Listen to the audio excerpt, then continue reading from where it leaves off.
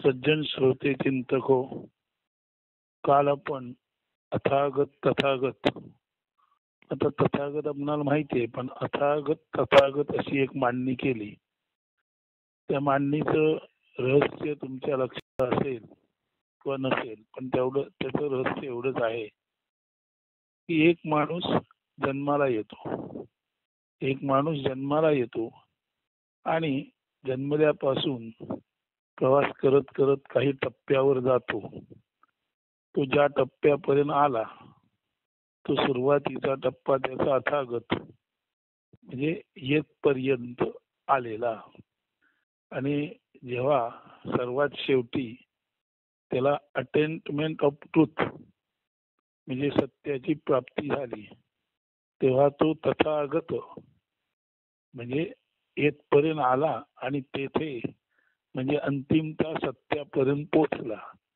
तेव्हा अथागत आणि तथागत या पद्धतीने जर आपण गौतम बुद्ध किंवा अन्यही ज्ञानी माणसांकडे पाहिलं तर त्यांच्या जीवनामध्ये तुमच्या आमच्यापेक्षा एक निश्चित फरक आहे. तो असा फरक आहे की त्यांना कधी ना कधी नेमका जीवनाचा अर्थ काय, सत्य काय याचा प्रश्न पडलेला आहे. आणि अशी माणसं सत्य शोधता शोधता अथागतापासून तथागतापर्यंत पोचलेली आहेत. म्हणजे असा मी प्रवास केला आणि असा प्रवास करताना शेवट मी तथागत तेथपर्यंत म्हणजे परमसत्यापर्यंत पोचलो. असा हा अथागत पासून तथागतचा प्रवास आहे. हा प्रवास अष्टावक्र महामुनीने, जय कृष्णमूर्तीने, गौतम बुद्धाने, ज्ञानेश्वराने, शंकराचार्याने केलेला प्रवास हा असाच आहे. आता प्रश्न असा आहे की या सर्वांना त्यांच्या त्या जन्मातच तथागत म्हणजे सत्याची प्राप्ती झाली. मग आता कोणी विचारेल की चालू जन्मात सत्याची प्राप्ती होणं शक्य आहे का? तर त्याला हे उत्तर आहे. गौतम बुद्ध असो, महावीर असो, अष्टावक्र असोत, जय कृष्णमूर्ती असोत, ज्ञानेश्वर असोत, तुकाराम असोत, या सर्वांना त्यांना जन्मल्यापासून मरेपर्यंत त्यांनी प्रवास करता करता अथागत येथपर्यंत आले आणि शेवटी तिथे जे पोचले तेव्हा त्यांना परमसत्य गावलं. म्हणून तथागत. म्हणून असं येत तसं करीत attainment of the pure truth परमसत्याची प्राप्ती तेथपर्यंत हे सर्व तथागत म्हणून पोचले. त्याचं सर्वात उत्तम उदाहरण म्हणजे गौतम बुद्ध. कारण गौतम बुद्धाने शेवटी 3 आर्य सत्य सांगितली. सब्बम क्षणिकम, सब्बम दुःखम, सब्बम शून्यम, निर्वाणाम शांती. आता याचा सरळ अर्थ असा आहे, सर्व काही क्षणिक आहे, सर्व काही दुःखपूर्ण आहे, म्हणून सर्व काही निरर्थक आहे. आणि असं लक्षात घेता निर्वाणाम शांती. आता हे निर्वाणाम शांती याच्यामधील वाण हा शब्द आहे तो बीज अशा अर्थी आहे. म्हणून निर्वाण म्हणजे निर्बीज. म्हणून निर्वाणामध्ये शांती आहे किंवा निर्बीजतेत शांती आहे. आणि निर्वाण किंवा निर्बीज हेच शांतीचं जे रूप आहे, हेच शांतीचं जे परमसत्य रूप आहे. तर निर्वाण किंवा निर्बीज शांती हेच जीवनातील परमसत्य आहे. आणि तिथे तो जेव्हा गेला तेव्हा तो मी रहित झाला. म्हणून प्रत्येक साधू संत त्यांची सुरुवात व्यक्तित्वातूनच होते, परंतु सत्याप्रत जाताना ते निर्व्यक्तित्व होतात. तुकाराम महाराज म्हणतात, तुका झाला निर्मनुष्य. परत तुकाराम महाराज म्हणतात, जगा जोडी अंगारा. म्हणजे तुकाराम महाराज म्हणतात की सुरुवातीला तुकाराम म्हणजे मी अमुक तमुक तमुक तमुक असं लोक म्हणत आणि माझी ती धारणा होती. पण तू जेव्हा खऱ्या अर्थाने मी सत्याप्रत गेलो तेव्हा मी निर्मनुष्य झालो. म्हणजे माझ्यामध्ये माझं म्हणून एक व्यक्तित्व होतं जे परंपरेने समाजातून माझ्या वाडवडिलांकडून माझ्या तथाकथित धर्म उपासना या मार्गातून आणि पुढे मी ज्यांच्या संपर्कात आलो त्यांच्याकडून असं होत होत माझं एक व्यक्तित्व तयार झालं होतं. पण जेव्हा खरं सत्य गावलं तर तुकाराम महाराज म्हणतात तुका झाला निर्मनुष्य.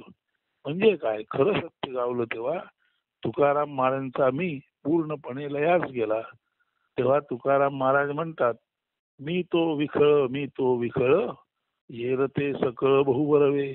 हा मी आहे हाच वाईट आहे, बाकी सर्व ठीक आहे. आता बाकी सर्व ठीक याच्यामध्ये बाकी सर्व म्हणजे तू असा त्याचा अर्थ नाहीये.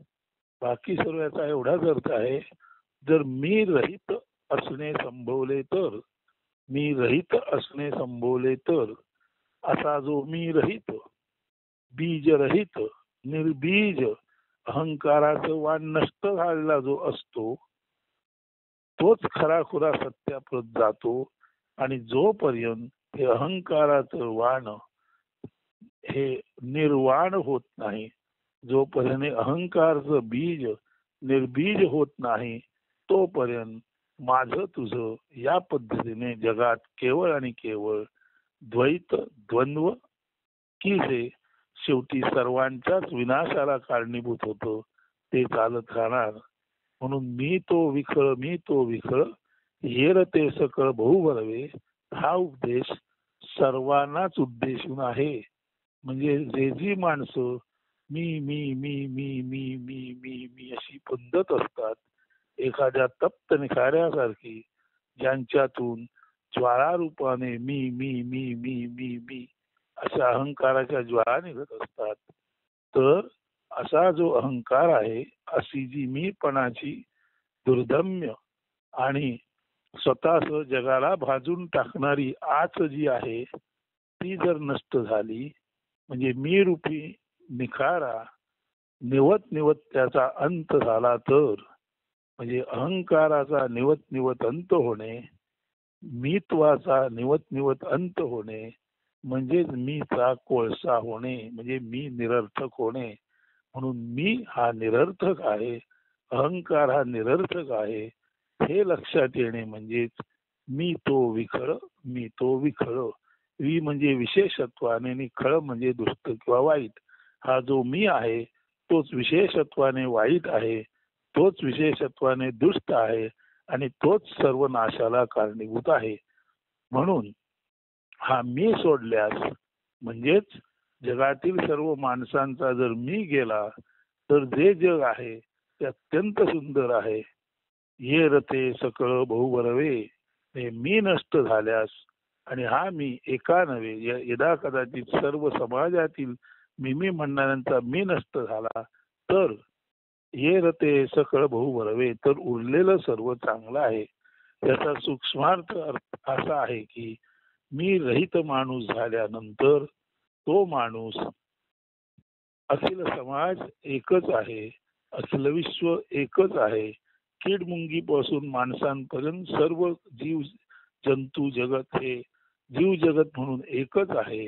हे त्याच्या सहज लक्षात येईल. आणि त्याच्या दुसरं जरी सहज लक्षात आलं की जीवापासून सर्वसाधारण कीडमुंगी पासून माणूस प्रगत होत आलेला आहे आणि माणूस प्रगत झाला तर माणसाची भौतिक प्रगती होते, परंतु खरी प्रगती माणसामधील मी पण गेल्याशिवाय, अहंकार गेल्याशिवाय, निवत निवत अहंकार रूपी निखाऱ्याचा अंत झाल्याशिवाय, म्हणजे निवांत झाल्याशिवाय जगाला तरणोपाय नाही. म्हणजे माणूस हा उत्क्रांतीच्या टप्प्यात शोध संशोधन ज्ञान घेणे देणे मिळवणे या दृष्टीने अत्यंत प्रगत झालेला आहे आणि त्याने अत्यंत मोठी टोकाची प्रगती केलेली आहे. ती प्रगती करताना स्वाभाविकपणे प्रत्येकाचं वेगवेगळं कौशल्य, वेगवेगळी बुद्धी, वेगवेगळ्या भावभावना, लोकांशी संबंध निर्माण करणं, सलोखा निर्माण करणं, त्या सर्व गोष्टी अतिशय उत्तम आहेत, त्याबद्दल काही प्रश्नच नाही. परंतु हे कितीही उत्तम जरी एखाद्यामध्ये एकवटलेलं असलं आणि जर त्याला वाटायला लागलं की माझ्यासारखं जगात उत्तम काही नाही, तर त्याला तुकारामांचं खरं खरं उत्तर आहे, मी तो विखळ ये रते सकळ बहु बरवे. म्हणजे एक माणूस ज्ञानी आहे आणि म्हणतो मी सर्वोत्तम आहे, त्या इतकं दुसरं काही उत्तम नाही, आणि त्याच्यासमोर तुकाराम आहे. ते अशा मी सर्वोत्तम आहे, माझ्यासारखं जगात उत्तम नाही, अशा प्रातिनिधिक अहंकाराने भरलेल्या संपूर्ण मानव समाजाचं प्रातिनिधिक तो रूप आहे. कोण? मीच सर्वोत्तम आहे, बाकी जगात दुसरं काही नाही असं म्हणणारा माणूस हा माणसाच्या अहंकाराचं प्रातिनिधिक रूप म्हणून पाहिलं तर हे प्रातिनिधिक रूप कसं चुकीचं आहे हे सांगतायत तुकाराम महाराज. बाबा रे, तू म्हणतोस मीच सर्वोत्तम आहे, बाकी माझ्या पुढे कसपटासारखे आहेत. तर नेमकं तुकाराम उलट म्हणतात, मी तो विखळ येरते सकळ भूवरवे. बाबा रे, हा तुझ्यातला मी आहे, तुझ्यातला काय, माझ्यातला काय, किंवा सर्व माणसातला काय, हा जो मी आहे तोच विशेषत्वाने खळ, वाईट, दुष्ट, टाकाऊ आहे. जर मी टाकून जीवन जगता आलं तर ये रते सकळ भरवे, तर सर्व काही उत्तम उत्तम आणि उत्तमच आहे. म्हणून जीवन जे आहे ते सतरूप आहे, चित्रूप आहे, आनंद रूप आहे, ते ज्ञानरूप आहे. आणि खरं पाहायला झालं तर मी नष्ट झाल्यानंतर, मीच निर्वाण झाल्यानंतर, मी रूपी अहंकार निर्बीज झाल्यानंतर, निर्बीज आणि निर्वाण अवस्थेतील जेव्हा जीवन जगलं जाईल तेव्हा ते जीवन म्हणजे एखाद्या मनोहर अशा ज्याला आपण म्हणतो, एखादा माणूस कसा आपण म्हणतो काय स्वतःच्या तंद्रीत चाललाय, मस्त मजेत आहे, काय रमता जोगी बहता पाणी आहे. तर खरी खुरी निर्वाण साधलेली माणसं रमता जोगी बहता पाणी, याचा अर्थ असा, रमता जोगी म्हणजे सर्व चैतन्याशी एकरूप झालेला असा हा योगी माणूस जो मी रहित असतो, मी रूपी वाण त्याचं नाहीस झालेलं असतं, अहंकार रूपी बीज निर्बीज झालेला असतो, असा हा निर्वाण किंवा निर्बीज संत तुकारामांसारखा माणूस स्वाभाविकपणे रमता जोगी बहता पाणी म्हणजे मी रहित, तुका झाला निर्मनुष्य, व्यक्तिमत्व गेलेला, मी गेलेला, मीच वाण नष्ट झालेला, निर्वाण झालेला, निर्बीज झालेला असा तुकाराम हाच तो गौतम बुद्धाने सब्बम दुःखम सब्बम क्षणिकम सब्बम शून्यम, सर्व काही दुःखपूर्ण आहे, सर्व काही क्षणिक आहे, सर्व काही शून्यम निरर्थक आहे असं जरी म्हटलं तरी शेवटी त्यांनी जे म्हटलेलं आहे निर्वाणाम शांती, म्हणजे मी रूपी वाण नष्ट झालं तर परिपूर्ण शांती आहे. म्हणून निर्वाणातून शांती ज्याला मिळाली त्याच्या दृष्टीने पहिल्या 3 गोष्टी, जग क्षणभंगूर आहे, जग दुःखपूर्ण आहे आणि जग निरर्थक आहे, ह्या 3 गोष्टी तोपर्यंतच आहे जोपर्यंत हे जग मीने भरलेलं आहे. जर जग निर्वाण असेल, जर जग निर्बीज असेल, जर जगातील मी नावाचा अहंकार नष्ट झालेला असेल, तर गौतम बुद्ध तुम्हाला सुचवतायत निर्वाणाम शांती, मी रहित अहंकार रहित असण्याने परिपूर्ण जी शांती आहे तो वेगळ्या अर्थाने या पृथ्वीवरचा स्वर्गच आहे. हे त्यांनी जे शेवट सांगितलेलं आहे निर्वाणाम शांती, ते सत्याच्या शोधातलं अंतिम स्वरूपातलं सार आहे. परंतु ते सार मिळेपर्यंत माणसाला हे जग दुःखपूर्ण वाटतं, हे जग क्षणभंगूर वाटतं, हे जग निरर्थक वाटतं. आणि दुःखपूर्ण क्षणभंगूर निरर्थक गोष्टी त्यासाठी असतात कारण मी हा अहंकार सतत स्पंदत असतो आणि मी हा अहंकार रूपी जो फुंद आहे तो अति बलिष्ठ झाल्यामुळेच हे जग जे अदरवाईज शांत निवांत आणि सुंदर अतिशय एखाद्या मनोहारी सुंदर दृश्यासारखं असेल, फुलांच्या ताटव्यासारखं असेल, एखाद्या छान बगीच्यासारखं असेल, एखाद्या निसर्ग दृश्यासारखं असेल, आणि त्या सर्व निसर्ग दृश्यात अनेकानेक माणसं सुद्धा जी मी रहित आहेत, अहंकार रहित आहेत, ती सुद्धा त्या एकूण निसर्ग दृश्यामध्ये, त्या एकूण निळ्या आकाशाखाली त्या पृथ्वीच्या पसरलेल्या अशा मोठ्या पटावरती तसेच छान आणि सुंदर दिसतील. जशी हरणाची पाडसं आहेत किंवा गायींची वासरं आहेत, जसे वाघ आहे, सिंह आहे, सरड आहे, जो तो आपापल्या स्पेस मध्ये मर्यादेमध्ये आहे, कुणालाच अहंकार नाही. आणि हा अहंकार खरं तर पशु पक्षी प्राणी यांना अहंकार नसतो. त्यांना फक्त भुकेची जाणीव असते. भुकेची जाणीव झाली तर तेवढ्या पुरतं ते खातात. परत शेजारी एक हरिण मारल्यानंतर परत दुसरं हरिण तोपर्यंत मारत नाही, जोपर्यंत ते पहिलं हरिण संपवून त्याची भूक शमन झाल्यानंतर परत भूक लागली तर तो शिकार करतो. म्हणजेच खरं बघायला गेलं तर माणूस सोडून उर्वरित पशु पक्षी प्राणी यांना भूक आहे, पण भुकेला अन्न मिळालं की नंतर ते शिकार करत नाही. माणूसच फक्त भुकेला अन्न मिळालं तर अजून शक्य झालं तर अन्न मिळवतो, वेगवेगळ्या चुकीच्या मार्गाने अन्न मिळवतो, साधन सामुग्री मिळवतो, पैसा मिळवतो, त्याचा संग्रह करतो आणि मी असा श्रीमंत आहे, मी तसा श्रीमंत आहे, मी असा बलशाली आहे, माझ्याजवळ अशी मसल पॉवर आहे, माझ्याजवळ अशी मनी पॉवर आहे, माझ्याजवळ अशी सत्ता आहे, गडगंज श्रीमंती आहे, मी 9 कोट नारायण आहे, 10 पिढ्यांना पुरेल इतकं मी साठवलं आहे, असा जो माणूस म्हणतो त्याचं कारणच असं आहे की त्याचा जो मी आहे तो अत्यंत बलदंड झालेला असतो. त्याचा अहंकार अत्यंत बलदंड झालेला असतो. आणि अशा बलदंड अहंकारांची माणसंच या समाजाला सर्वार्थाने सब्बम क्षणिकम, सर्व क्षणिक आहे, सर्व दुःखपूर्ण आहे, सर्व निरर्थक आहे, अशा स्तरावर नेतात. म्हणून मी तो विखळ येरते सकळ बहु बरवे, असं तुकाराम महाराज सांगत आहेत. बाबा रे माणसा, तुझ्यातला हा जो मी आहे तोच विशेषत्वाने वाईट आहे. तो जर तू काढून टाकलास तर अहंकार रहित माणूस आणि उरलेली सर्व सृष्टी मिळून एकंदरीने सर्व काही आहे ते छानच आणि छानच आहे असा त्याचा अर्थ आहे. म्हणून तथागत झाला तेव्हा त्याला जरी 3 आर्य सत्य समजली, सर्व जग दुःखपूर्ण आहे, सर्व जग क्षणिक आहे, सर्व जग निरर्थक आहे, तरी सुद्धा त्याही पलीकडे जाऊन निर्वाणाम शांती हे जे त्याला आर्य सत्य गावलेलं आहे ते सर्वाधिक महत्वाचं आहे. म्हणजे जर हा अत्यंत विशेषत्वाने दुष्ट असलेला मी अहंकार नष्ट झाला तर हे जग शांतीपूर्ण आहे, समाधानपूर्ण आहे. आणि तर हे जग जरी येणारं जाणारं असलं, जन्मलेलं नष्ट होणारं असलं, तरी जन्मलेलं आणि नष्ट होणारं याच्या मधल्या अवस्थेत हे जग निश्चित चांगलं राहील. जर हा विखळ मी, विशेषत्वाने वाईट असलेला, दुष्ट असलेला मी अहंकार नष्ट झाला तर. म्हणून निर्वाणाम शांती म्हणताना तथागत बुद्ध हेच सांगतो की सत्य एकच आहे की अहंकार रहित असणं म्हणजेच केवळ असणं हेच ते कैवल्य आहे.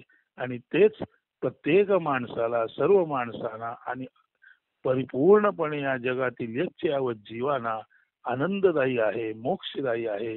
ठीक आहे, तिथे जन्म मृत्यू जरा व्याधी जरी असतील तरी अहंकारामुळे निर्माण होणारा आणि सर्वांनाच जाळणारा, भाजणारा असा अहंकाराचा अग्नी नसेल. जिथे अहंकाराचा अग्नी नाही तिथे परमेश्वरी कृपेचा, आता परमेश्वर हा शब्द आपण देव परमेश्वर असं आणू नये, जिथे अहंकार नाही तिथे अहंकार रहित म्हणजे ज्याला आपण म्हणतो निर्व्यक्तित्वाचा उजेड आहे. कारण नारायण पाटणकर म्हणजे काय म्हटल्यानंतर नारायण पाटणकर म्हणजे अमुक तमुक तमुक तमुक तमुक आपण सांगतो. हे काय आहे? नारायण पाटणकरच्या अंतरंगात भरलेलं हे जे गाठोड आहे ते गाठोडच त्याला मी म्हणायला भाग पाडतं. तर आपल्या अंतरंगात संस्कार रूपी, रूढी रूपी, परंपरा रूपी, संस्कृती रूपी, नाव रूपी, कुल रूपी, गोत्र रूपी, रंग रूपी, श्रेष्ठ कनिष्ठ रूपी, गरीब श्रीमंत रूपी, उच्च नीच रूपी असं जे जे सर्व काही आहे ते खरं पाहता जन्माला आलेल्या मुलामध्ये नसतं. ते अत्यंत निरागस असतं. पण तू ज्या दिवशी आपण त्या मुलाला नाव ठेवतो तेव्हा त्या नावाबरोबरच स्वाभाविकपणे परंपरेने आली जात, कुल, गोत्र, राष्ट्र, धर्म नको नको नको नको त्या गोष्टी त्याला जोडल्या जातात आणि ह्याच सर्व गोष्टी पुढे अत्यंत वाईट असलेल्या मीला कारणीभूत होतात आणि सरते शेवटी सर्वच माणसं मी तो विखळ ये रते सकळ बहु बरवे, सर्वच माणसं हा विशेषत्वाने वाईट असलेला मी न कळल्यामुळे तो मी तर त्यांचा जन्माल्यापासून मरेपर्यंत वाढतच जातो आणि शेवटी ते मरताना त्यांचा मी इतका प्रचंड झालेला असतो की संपूर्ण अस्तित्वालाच मुळी अहंकाराचा डाग लागलेला असतो आणि जेव्हा या सृष्टीतील सर्व जीव जंतू सर्व जीव जगत या सर्वांनाच जेव्हा अहंकाराचा डाग लागतो तेव्हा मात्र निश्चितच निर्वाणाम शांती अहंकार रहित शांतीपूर्ण जीवन हेच परम सत्य असू शकतं. जे सत्य अथागतापासून तथागतापर्यंत पोचलेल्या सर्व ज्ञानी माणसांना कळलं ते त्यांनी तुमच्या आमच्यासाठी परत परत सांगितलेलं आहे. पण तू आपण मात्र ते सत्य मानत नाही. तर निर्वाणाम शांती म्हणजे निर्बीज समाधीमध्ये निर्वाणामध्ये परमपूर्ण शांती आहे. निर्बीज समाधी निर्वाण याचा एवढाच अर्थ आहे. जर आपण म्हटलं आय एम दॅट मी तो आहे तरी सुद्धा हा जो आय आहे तो अहंकार आहे. नंतर सोहम म्हणजे तो मी आहे म्हटलं तरी अहम हा मीच आहे अहंकारच आहे. सोहम आणि हंसो म्हणजे तो मी आहे आणि मी तो आहे इथे सुद्धा अहम राहिलाच आहे. पुढे पुढे निर्बीज समाधीमध्ये अहम आनंदमयम म्हणतात परंतु अहम आहे म्हणजे अहंकार आहे आणि नंतर फक्त आनंदमयम असा जो उद्गार येतो असा जो आनंदमयम हा उद्गार आहे तोच उद्गार खऱ्या खुऱ्या परिपूर्ण आणि आनंदपूर्ण जीवनाचा आहे. म्हणून अहम आनंदमयम म्हटलं तरी तिथे अहम आहे म्हणजे तिथे सबीजत आहे आणि जर अहम अंतरंगातून गेला तर उत्स्फूर्तपणे एखादा साधू म्हणेल काय म्हणेल आनंदमयम हे सर्व काही आनंदपूर्ण आहे. तसंच तसंच बुद्धाने म्हटलेलं आहे परंतु त्याने म्हटलंय निर्वाणाम शांती म्हणजे अहंकार रहित मी रहित मीच बीज नष्ट झालेलं असतानाच शांती आहे. शांती याचा अर्थच सुख आणि शांती याचा अर्थच समत्वाच्या अधीन असणे. म्हणून जिथे शांती आहे तिथे सुख आहे. सुख आहे तिथे समत्वाच्या अधीन म्हणजे समाधी आहे आणि जिथे समाधी आहे तिथे भेदाभेद नाही. परिणामता सर्व जग सुख शांती समाधानाने परिपूर्ण व्हायचं असेल तर निर्वाणाम शांती निर्बीज किंवा निर्वाण होणे मी रहित होणे मी तो विखळ हे समजणे आणि मी गेल्यानंतर जे सर्व आहे ते बहुबरवे ते सर्व छानच आहे समजणं हेच ते सत्य दर्शन आहे. ह्यालाच म्हणायचं ट्रूथ इज अटेनेबल म्हणजे सत्य प्राप्त होऊ शकणार आहे. परंतु सत्य प्राप्त होऊ शकणार आहे यातील अटेन या शब्दाबद्दल काल आपण पाहिलं की टू अटेन याच्यामध्ये मिळवणे असं आहे. पण टू अटेन हे क्रियापद टू गेट टू ऑप्टेन इतकं साधन आहे. अटेन या क्रियापदामध्ये असं आहे की एखादी गोष्ट जी मोठ्या श्रमाने जी मोठ्या तपश्चर्याने जी मोठ्या चिंतनाने जी सारासार विवेकातून प्राप्त होते त्याला टू अटेन म्हणतात. म्हणजे सत्य आपणाला प्राप्त व्हायचं असेल तर आपणाला संपूर्ण वास्तव आहे ते समजून घेतलं पाहिजे. त्या वास्तवातलं वास्तव समजल्यानंतर त्या वास्तवामध्ये ज्या कारणाने भीषणता आलेली आहे ते वास्तव ज्या कारणाने दुःखपूर्ण झालेलं आहे ते वास्तव ज्या कारणाने क्षणभंगूर झालेलं आहे ते वास्तव ज्या कारणाने निरर्थक झालेलं आहे ते दुसरं तिसरं काही नसून हा अहंकाराचा जो महाप्रतापी भस्मासुर आहे राक्षस आहे हा जो मी तो विखळ मीच विशेषत्वाने वाईट आहे मीच विशेषत्वाने वाईट आहे हे जे आहे ते जर समजलं आणि हा जर मी आपण संपूर्ण असणेपणातून उपटून काढू शकलो हा जर अहंकार आपण नष्ट करू शकलो तर निश्चितच येर ते सकळ बहुवरवे उरलेलं सर्वच चांगलं आहे. म्हणजेच जर अहंकार काढला तर हे दुःखपूर्ण जग हे क्षणभंगूर जग हे निरर्थक जग तसं न राहता तसं न राहता उलट ते जग शांतीपूर्ण होईल. परंतु निर्वाणाम शांती, परंतु अहंकाराचं बीज आणि वाण नष्ट झालं पाहिजे, तरच हे जग शांतीपूर्ण होईल. तेव्हा बुद्धाने 3 आर्य सत्य सांगितली आणि ती 3 आर्य सत्य खऱ्या अर्थाने बदलायची ताकद केवळ आणि केवळ अहंकार रहित मानव झाला तरच आहे. अशा वेळेला जगात दुःख असेल का असेल, जगात येणं जाणं असेल का असेल, जगात क्षणभंगुरता असेल का असेल, जगामध्ये निरर्थकता असेल का असेल, परंतु ज्याचं निर्वाण झालं, जिथे अहंकार उरला नाही, तिथे जीवन क्षणभंगूर आहे. म्हणजे जीवन जरी क्षणाचं असलं तरी ते क्षणात नष्ट होणार असलं तरी सुद्धा निर्वाण साधल्यामुळे तिथे शांती आहे, आनंद आहे.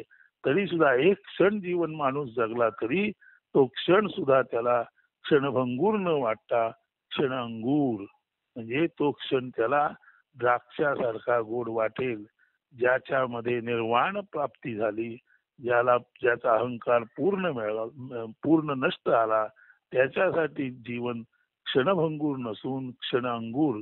भले एक क्षण जीवन असलं तरी ते त्याला मधुर वाटेल, कारण त्याचा अहंकार गेलेला आहे, अहंकाराचं बीज नष्ट झालेलं आहे.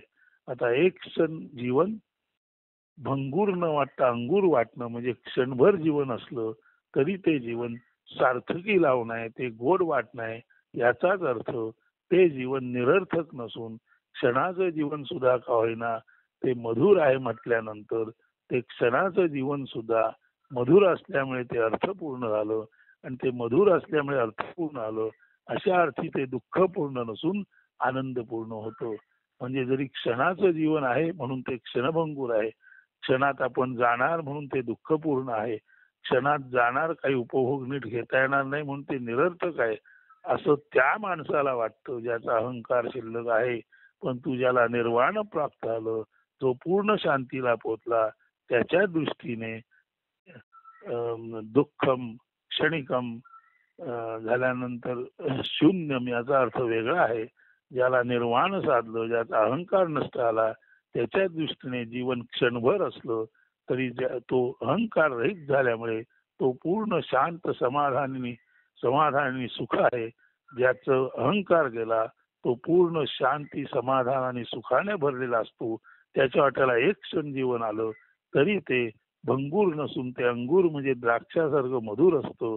एक क्षण जीवन आहे आणि मधुर आहे, पुढे क्षण नाही आला तरी एक क्षण जीवन मधुर आहे. याचा अर्थच ते एक क्षण जीवन सुद्धा आनंददायी आहे, आणि ते एक क्षण जीवन मधुर आहे, आनंददायी आहे. याचाच अर्थ एक क्षण जीवन जरी मिळालं तरी सुद्धा ते अर्थपूर्ण आहे. म्हणून ज्याला निर्वाण साधलं त्याच्यासाठी सब्बम क्षणिकम असलं तरी तो क्षण भंगूर नसतो, अंगुरासारखा गोड द्राक्षासारखा असतो. सब्बम दुःखम असलं, क्षणभर जीवन म्हणून इतरांना दुःखपूर्ण वाटलं तरी निर्वाण झालेल्या माणसाच्या दृष्टीने एक क्षण गोड आहे, एक क्षण आनंददायी आहे, आणि एक क्षण गोड आहे, आनंददायी आहे. अशा अर्थी तो क्षण म्हणून का असेना परिपूर्ण आहे. म्हणून सब्बम दुःखम सब्बम क्षणिकम सब्बम शून्यम याच्याऐवजी सब्बम क्षणिकम किंवा सब्बम क्षणिकम असं जेव्हा म्हणतात तेव्हा तो क्षण आहे तो सुद्धा सब्बम क्षणिकम जरी असलं तथापि मधुरम. का? अहंकार गेला. क्षणभर जीवन असलं तरी सुद्धा अहंकार गेलेला असेल तर क्षणभर जीवन असून सुद्धा ते मधुरम आहे, क्षणभर जीवन असून सुद्धा ते आनंदपूर्ण आहे, आणि क्षणभर जीवन असून सुद्धा स्वाभाविकरित्या ते अर्थपूर्ण आहे. मग आता असा एक एक क्षण करत जर 50 वर्ष कोण जगला आणि त्याला अहंकार नसेल तर त्याचं 50 वर्षाचं जीवन बिलकुल आनंदपूर्ण आहे, बिलकुल अर्थपूर्ण आहे आणि बिलकुल मधुर आहे. म्हणजे ते एक क्षण असो, 50 क्षण असो, 50 वर्ष असो, ज्याने निर्वाण सिद्धी प्राप्त झाली, ज्याचा अहंकार गेला, त्याच्यासाठी जीवन क्षणिकम शून्यम असं नसतं. त्याच्यासाठी जीवन दुःखम नसतं. त्याच्यासाठी जीवन मधुर असतं, आनंदपूर्ण असतं. आणि अर्थपूर्ण असतं. प्रोव्हायडेड निर्वाणाम शांती, म्हणजे अहंकार रहित राहण्याची कला किंवा ते सत्य त्याला आत्मसात झालं तर अहंकार रहित माणसासाठी क्षणाचं जीवन असो नाही तर 100 वर्षाचं जीवन असो ते सातत्याने आनंदपूर्ण, अर्थपूर्ण आणि स्वाभाविकच आनंदपूर्ण आणि अर्थपूर्ण असल्यानंतर ते जीवन किती लहान असेना किती मोठं असेना ते निश्चितच अर्थपूर्ण, आनंदपूर्ण आणि सुख समाधान शांतीने भरलेलं आहे. म्हणून सब्बम क्षणिकम सब्बम दुःखम सब्बम शून्यम हे त्याच्यासाठी आहे ज्याचा अहंकार शिल्लक आहे. जो अहंकार रहित झाला, जो निर्वाणाला प्राप्त झाला, त्याच्या दृष्टीने जीवन जसं आहे तसं पूर्ण आहे, अर्थपूर्ण आहे, आनंदपूर्ण आहे आणि सुख शांती याने भरलेलं आहे. हेच अथागतापासून तथागतापर्यंत गेल्यानंतर बुद्धाला जे सत्य प्राप्त झालं तेच सत्य तुकाराम महाराजांनी मी तो विखळ ये रते सकळ बहुवरवे, मीच हा विशेषत्वाने वाईट आहे आणि हा मी गेला तर सर्व काही चांगलं आहे. त्याच अभंगात ते पुढे म्हणतात हे जे मिमीपणाचे ओझे होते ते ओझेच मला या जन्मामध्ये यायला कारणीभूत झालं आणि ते ओझं मी पाहिल्यानंतर त्याचं नीट सत्य ज्ञान झाल्यानंतर आता मला कळून आलेला आहे की हा जो विशेषत्वाने वाईट मी आहे तो मी नष्ट झाल्यानंतर जर मी नष्ट झाला तर तुकाराम महाराज म्हणतात माझ्यातील मी पूर्ण नष्ट झाला तर सर्व जे आहे ते चांगलंच आहे. ये रते सगळं तर सर्व चांगलं आहे आणि अर्थात सर्व चांगलं त्याला दिसतं ज्याच्यातला मी नाही झाला. म्हणून अहंकार गेला की अहंकार गेलेल्या माणसाला त्याच्यासहित सर्व जग सुखपूर्ण दिसतं. निर्वाण झालं, अहंकाराचं बीज नष्ट झालं की निर्वाण प्राप्ती झालेल्या बुद्धाला त्याच्या सकट जो सुरुवातीला म्हणतो दुःखपूर्ण, क्षणभंगूर, निरर्थक असं जरी असलं यदा कदाचित काळाच्या संदर्भात जीवन तरी सुद्धा ज्याला निर्वाण प्राप्त झालं अशा बुद्धाला निर्वाण प्राप्ती झाली याचा अर्थच त्याचा अहंकार गेला आणि अहंकार गेल्यामुळे हे दुःखपूर्ण जीवन, हे क्षणभंगूर जीवन, हे नाशिवंत जीवन अर्थपूर्ण झाल्यानंतर आनंदी आणि सुखशांती समाधानाने कसं भरलं जातं हे बुद्धाला तेव्हाच कळलं जेव्हा त्याच्यातील मीचा अंश पूर्णत्वाने नष्ट झाला. म्हणून निर्वाण निर्बीज समाधी म्हणजे समत्वाच्या अधीन माणूस पूर्णपणे तेव्हाच असू शकतो जेव्हा त्याचा अहंकार पूर्णपणे नष्ट होतो. म्हणून बुद्धाने जे सांगितलेलं आहे तेच तुकारामाने मी तो विखळ ये रते सगळं बहुवरवे याच्यातून सांगितलेलं आहे.